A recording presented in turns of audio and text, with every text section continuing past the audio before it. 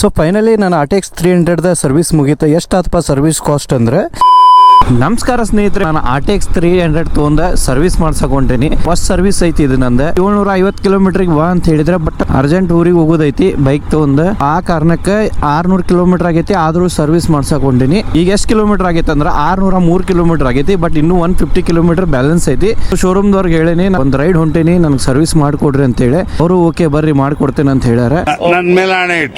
Service ಎಷ್ಟು cost ಆಕೈತಿ, ಏನೇನು ಚೇಂಜ್ ಮಾಡ್ತಾರ ಅನ್ನೋದು ನಾನು ನಿಮ್ಗೆ ಈ ವಿಡಿಯೋದಾಗ ತೋರಿಸ್ತೇನೆ.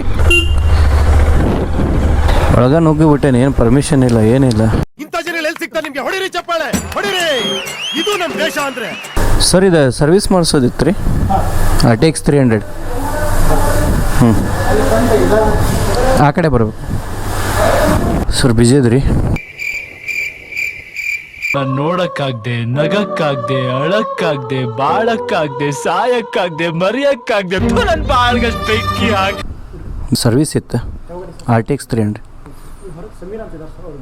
600 ಕಿಲೋಮೀಟರ್ ಆಗೈತಿ. ಪ್ರಾಬ್ಲಮ್ ಏನಿಲ್ಲ, ಸ್ವಲ್ಪ ದಡ್ಕೆ ಆತಂದ್ರೆ ಇಲ್ಲಿ ಎಲ್ಲೋ ಸೌಂಡ್ ಬರ್ತೈತಿ. ಇದು ಎದ್ರದೈತೋ ಎದ್ರದೈತು ಗೊತ್ತಿಲ್ಲ, ಸೌಂಡ್ ಚೆಕ್ ಮಾಡ್ರಿ. ಇದೇನೈತೆ ಅಂದ್ರೆ ದಡ್ಕೆ ಒಳಗೆ ಇಲ್ಲೇನೋ ಸೌಂಡ್ ಬರಾಕತ್ತೈತಿ, ಗಡ್ಡ ಅಂತೇಳಿ. ಏನಾರು ನಟ್ ಲೂಸ್ ಆಗಿತ್ತು, ಏನಾಗೈತಿ ಗೊತ್ತಿಲ್ಲ.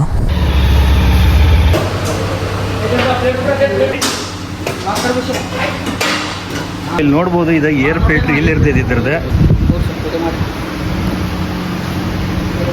ಏರ್ ಫಿಲ್ಟರ್ ಯಾವ ಥರ ಐತೆ ನೋಡ್ರಿ RTX 300. ಏರ್ ಫಿಲ್ಟರ್ ಅದಕ್ಕೆ ಏರ್ ಹೊಡೆದ ಹಾಕ್ಸಾಗತ್ತೀನಿ, ಏನೂ ಆಗಿಲ್ಲ ಏರ್ ಫಿಲ್ಟ್ರ್. ಅದೇ ಏರ್ ಫಿಲ್ಟರ್ ತೊಗೊಂಡು ಕ್ಲೀನ್ ಮಾಡಿ ಏರ್ ಹೊಡಿಸಿ ಹಾಕ್ಸೀನಿಗ. ನೆಕ್ಸ್ಟ್ ಅಣ್ಣ ಏನೇನು ಚೇಂಜ್ ಐತ್ರಿ ಈಗ?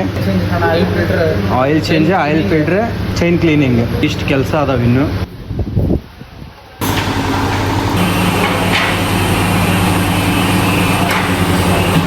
ಆಯಿಲ್ ತೆಗಿಬೇಕಂದ್ರೆ ಗಾಡಿ ಉಚ್ಚಬೇಕಲ್ಲ, ಗಾಡಿ ಉಚ್ಚಬೇಕು.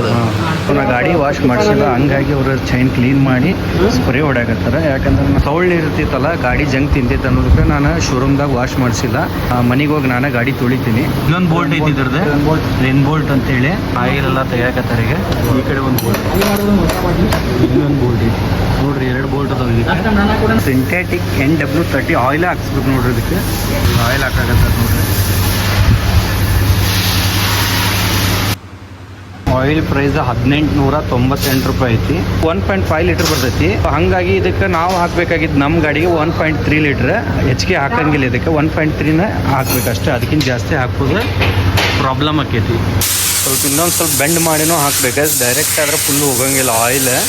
ಸ್ವಲ್ಪ ಬೆಂಡ್ ಮಾಡಿನೂ ಮ್ಯಾಗಿನ 300 ml ಏನೋ ಹಾಕ್ತಾರೆ ಅವ್ರು. ಆಯಿಲ್ ಗೇಜ್ ತೆಳಗಡೆ ಇದ್ದಿದ್ದಕ್ಕೆ ಸ್ವಲ್ಪ ಬೆಂಡ್ ಮಾಡಿ ಹಾಕ್ಬೇಕಿಲ್ಲ ಅಂದ್ರೆ ಹೊರಗಡೆ ಬರ್ತೈತಿ ಸೀದಾ ಇದ್ದಾಗ ಹಾಕಿದ್ರೆ.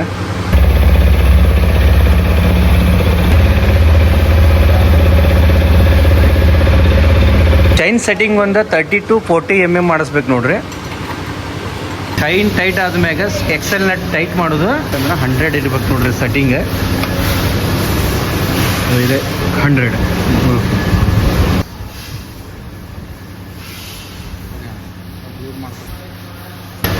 ಎಕ್ಸೆಲ್ ನಟ್ ಈ ಥರ ಚಟ್ ಸೌಂಡ್ ಬಂತಂದ್ರೆ ಮುಗೀತು, ಅಲ್ಲಿಗೆ ಎಂಡ್.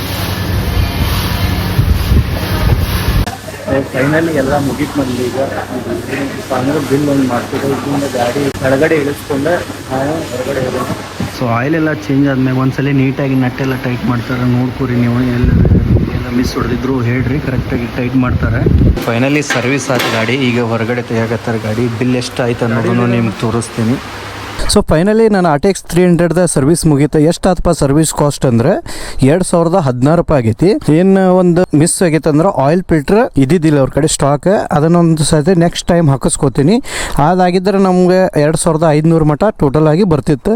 ಎಲ್ಲ ಸೇರಿ 2016 ರೂಪಾಯಿ ಬಂದಿತ್ತು ನೋಡ್ರಿ. ಇಷ್ಟೇ ನಮ್ಮ RTX 300 ಸರ್ವಿಸ್ ಚಾರ್ಜ್. ಕೆಲವೊಬ್ರು ಏನು ಅನ್ಕೊಂಡಿದ್ರೆ RTX 300 ಮೇಂಟೆನೆನ್ಸ್ ಚಾರ್ಜ್ ಜಾಸ್ತಿ ಐತಿ, ಸರ್ವಿಸ್ ಚಾರ್ಜ್ ಜಾಸ್ತಿ ಐತಿ ಅಂತಾರಲ್ಲ, ಇಷ್ಟ ಐತಿ ನೋಡ್ರಿ ಇದು ಸರ್ವಿಸ್ ಚಾರ್ಜ್. ಮತ್ತೇನಾರು ಇನ್ಫಾರ್ಮೇಶನ್ ಬೇಕಂದ್ರೆ ಹೇಳ್ರಿ, ಕಮೆಂಟ್ ಮಾಡ್ರಿ. ನೆಕ್ಸ್ಟ್ ಇನ್ಫಾರ್ಮೇಶನ್ ನೆಕ್ಸ್ಟ್ ವಿಡಿಯೋ ಮಾಡಿ ಹಾಕ್ತೀನಿ ಅಷ್ಟೇ.